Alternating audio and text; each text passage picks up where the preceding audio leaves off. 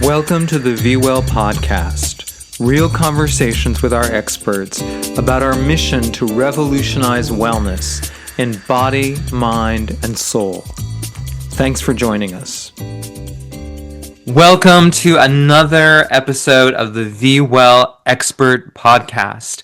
I'm delighted to have today my friend, Nita Patel, as our special guest. So welcome. Thank you. Thank you. So let's dive right in. So tell me, what wellness modalities do you share?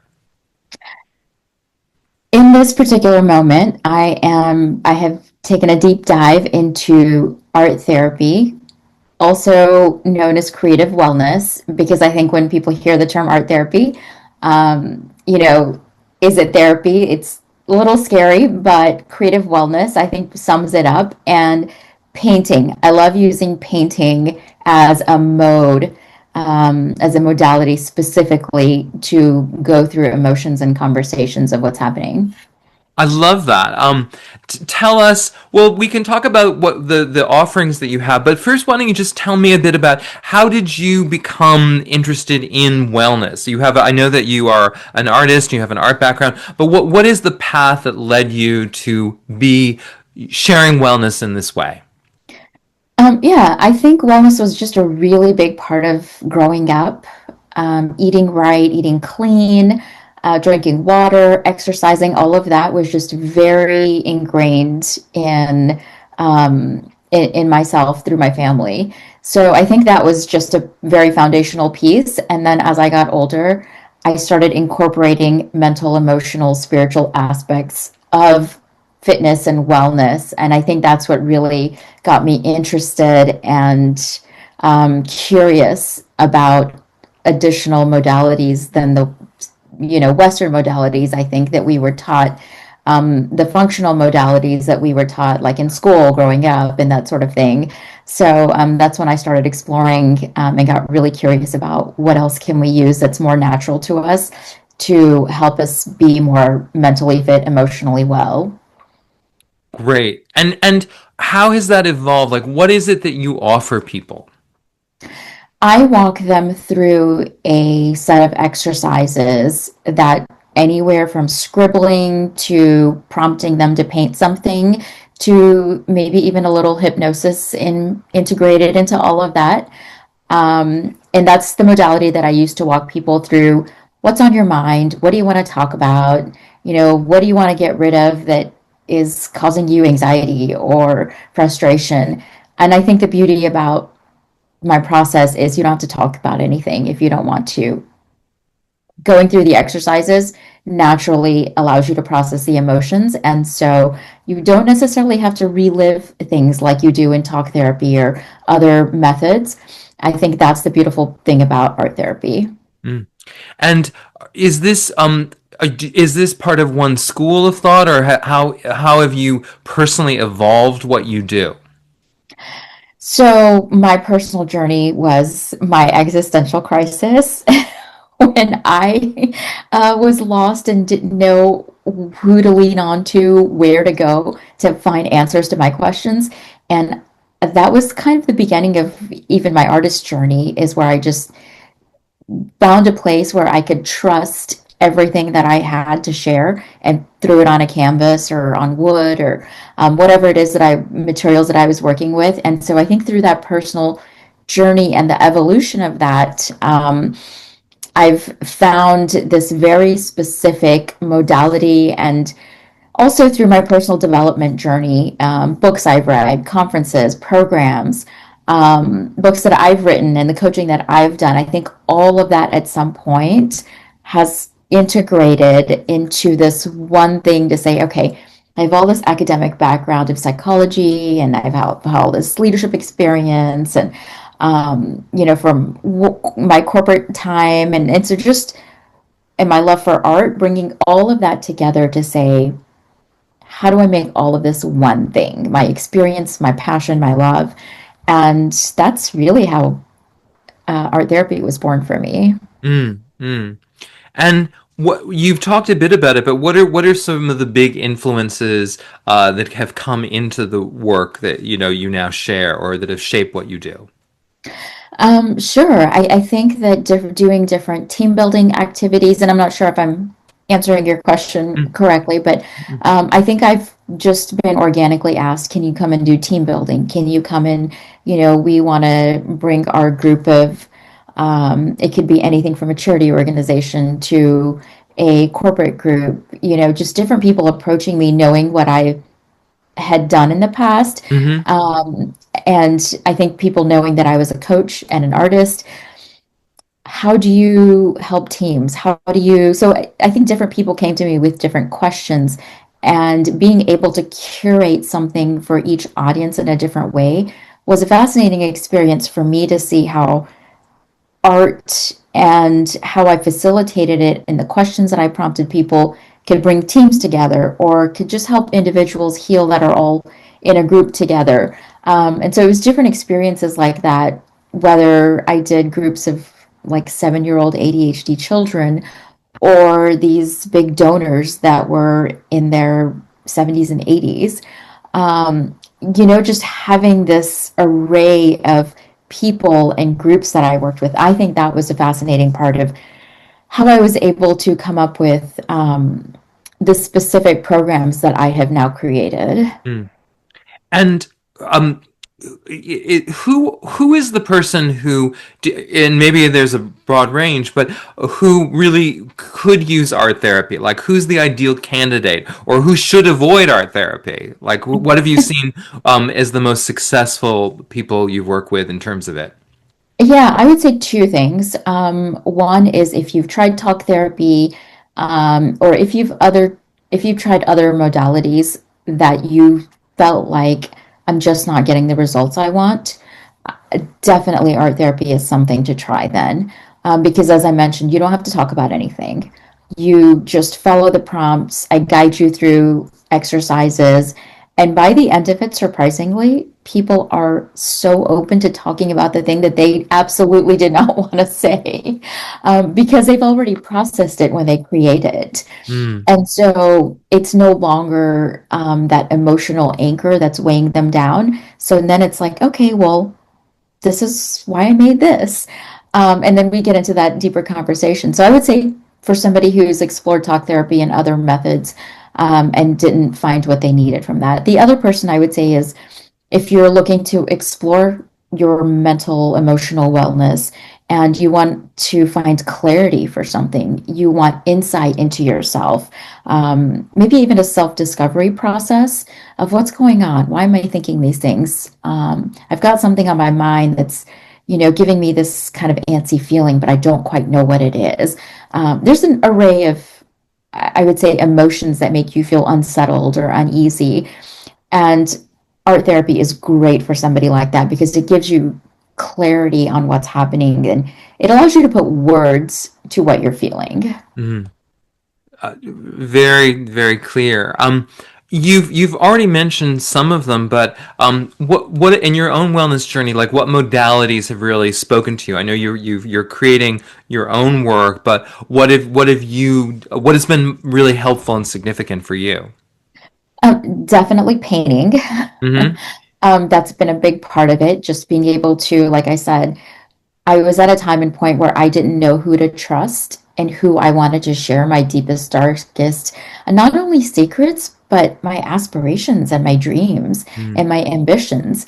And I think sometimes people around you, you feel like they may judge you or they may, think differently of you if you want this big thing or if you're feeling this dark thing, whatever end of the spectrum it might be. And so for me, painting was a really safe space to not have to say anything to anyone and just be able to lean on this thing, this canvas, this board. And I can tell you one specific incident where I was interviewed by this reporter in New York. I had done one of the biggest art fairs, Art Expo New York, in 2017, and I had a reporter come and ask me. She said, "Why did you make all these hearts?" And they were mixed media hearts on wood from broken iridescent glass. And I strategically broke all the glass and then made all these hearts out of it. And that was the moment where I realized, oh my gosh, I had a broken heart. And I picked up the pieces over and over and over and made like 8 or 9 hearts in this series. And I thought to myself, it took that many hearts for me to make in order for me to feel like I had healed my heart. And that was like the aha moment of, if I was able to heal myself in this way, how can I use this to help others? Mm. That's very beautiful and very powerful. Um, are there wellness practices, I ask everyone this, that you've tried that have not worked for you, or that, no judgment, just being like, I just don't, and with some of the more physical oriented instructors, they're like, I did this or that, but I wonder if there's anything for you that you've tried and been not for me. I love trying new modalities. I try almost everything. Mm, But I'm also a person who I try something and I graduate from it. So I just kind of find something, I dive deep into it, and then I'm like, okay, I'm good, moving on to the next thing. Um, I've had some interesting experiences with Reiki healing, mm, and I don't think it was the practice itself. I think a lot of times the person that you're working with, and I tried it a couple of times, and I think the people that I had worked with just didn't feel like they took me from, 0 to 5, if that was my expectation, mhm. whatever my expectation was in that moment, it was like I wanted to walk away feeling like I can fly, I Yeah. can breathe, I would say that was one experience that I just didn't enjoy, but I'm open to always trying new things. So, if there's someone who comes in, crosses my path that says, hey, I'm the best Reiki master in the world, I will go try it. I love that openness. If you were on a desert island and you could bring one thing with you, one prop or piece of equipment or tool for your wellness journey, what would you take with you? Ooh, that's a tough one. It's so many things. I guess to stay on topic and to talk about what I'm really passionate about, I would need a paintbrush and paints. Hmm. I would have guessed that for you, but I wanted to give you the opportunity. Uh, um, is there something that people say in the broader sense about wellness or creativity or art therapy that you don't agree with? Is there like a rule that you break or that you see differently that you think than most people? I find myself being the bridge between the clinical world and then, there's, I think, kind of that extreme, people may think it's woo-woo. I find myself being the bridge between the two extreme worlds. And so I feel like I'm able to find that middle ground where any modality, let's take manifestation, for example. I think there's a real woo-woo way of explaining it, to say, just keep thinking about it and you'll get it, versus the very scientific way to say, when you put your mind to something and it rewires the neurons in your brain, and then you start seeing the opportunities. I think the bridge to that gap is really important, and I think that's kind of the expertise that I bring to the table as far as, even with art therapy, it doesn't have to be completely clinical, in a sense, and it also doesn't have to be completely ethereal. So I think that middle ground is where most people find comfort Hmm. and safety. And so, yeah, I always try to find a balance of those two worlds.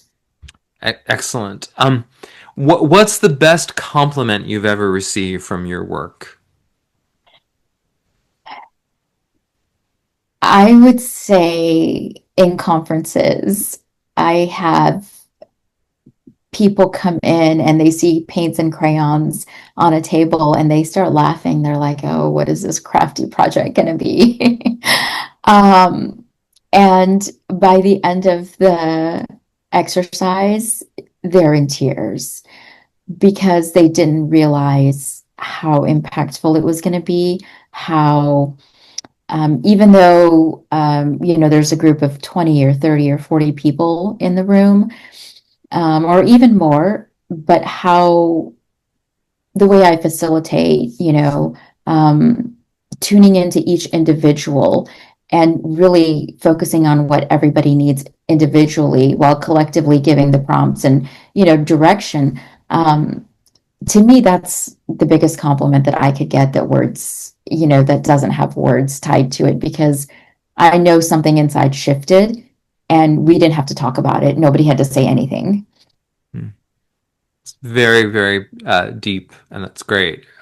Um, is there any kind of word or catchphrase or something that you hear yourself saying or that people who you work with associate with you? Is there, like, not in a bad way, but like, is there, like, that's so Nita to say something like that? Probably my mission, healing the world through art. Mm. I think that's a phrase that everybody recognizes or associates with me now. Whether they see me in a magazine or they see something on social media or, wherever it might be, it's like healing through art is automatically associated with me. That's the great thing to be associated with. Um, if you weren't, it's hard to imagine for most of the people I talk to, because we're all so passionate. But if you weren't doing this, is there something else you would imagine yourself doing that it would bring you some satisfaction? Um, yes, and I do it occasionally, is speaking.